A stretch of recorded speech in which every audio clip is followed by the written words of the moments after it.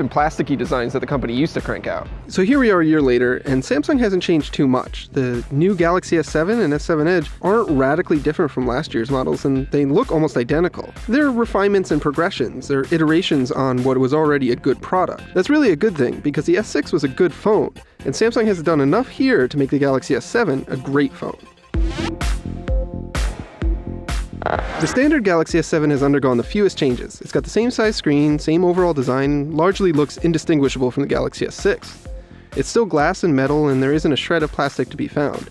It's a little bit softer and a little bit easier to hold, and it's also slightly thicker with a more rounded back, which makes it more comfortable in your hand, but other than that, it's pretty much the same phone.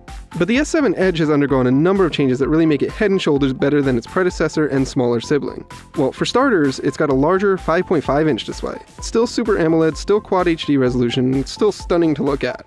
It also still has those curved sides on the front, but now the back has a slight curve too, which makes it way more comfortable to hold and easier to pick off of a flat surface. Now, I don't want to get too crazy here, but it really feels like the S7 Edge might be the nicest phone I've ever held.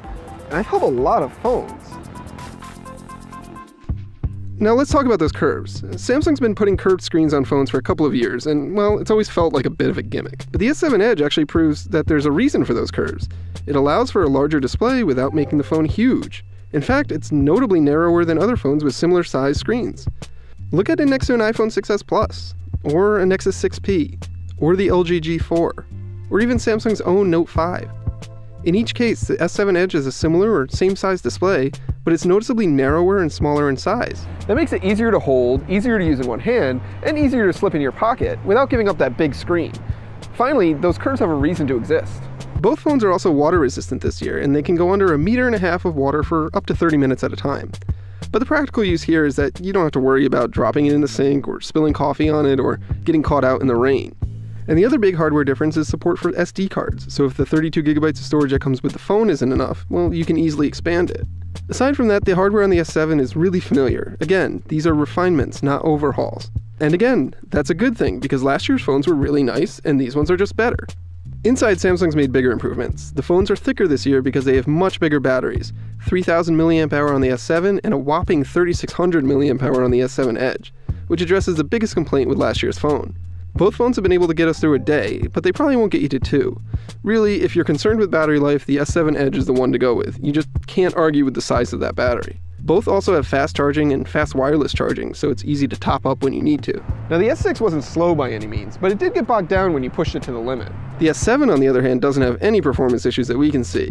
It's got a new processor and 4 gigabytes of RAM that make everything from browsing the web to taking pictures to playing games a piece of cake. And it doesn't get nearly as warm as last year's phone did either. Okay, let's talk about the camera, because the camera's a big deal and Samsung's making a big deal about the camera. It's all new, it's got lower resolution and a brighter lens and an all-new sensor. It's also really fast to launch and focus, and that unsightly bump that's on the back of the phone isn't nearly as bad this time around. It takes great pics in all kinds of lighting situations, but truth be told, it's not hugely different from the S6's camera. It still produces yellowish images in low light, and if you zoom in all the way, there's a good amount of over-sharpening happening. But those are pretty minor complaints. I had no problems trusting the S7 to take pics when I needed it to, and was often very happy with the results.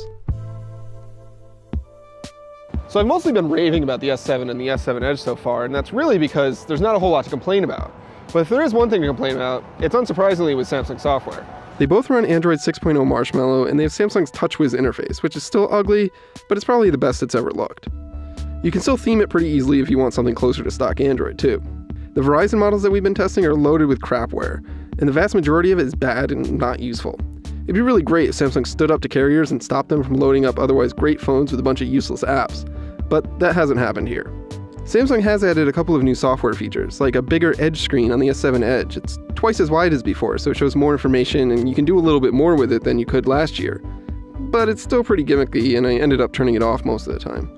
Both phones also have a new always-on display mode, which lets you easily see the date and time, or a month calendar, or even a picture if you want, without turning the screen on. But it doesn't show me app notifications, which would be way more useful, and it begs me to double tap the screen to fully wake it up, which of course doesn't work. It's like an always-on version of what Motorola and Google have done, but with less practical utility. But the overall upside here is that while these software features kind of stink, you can easily turn them off and pretend they never existed.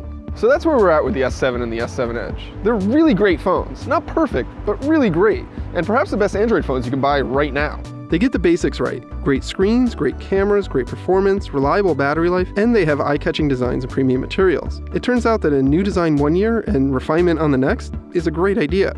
And you know what? Great ideas make great phones.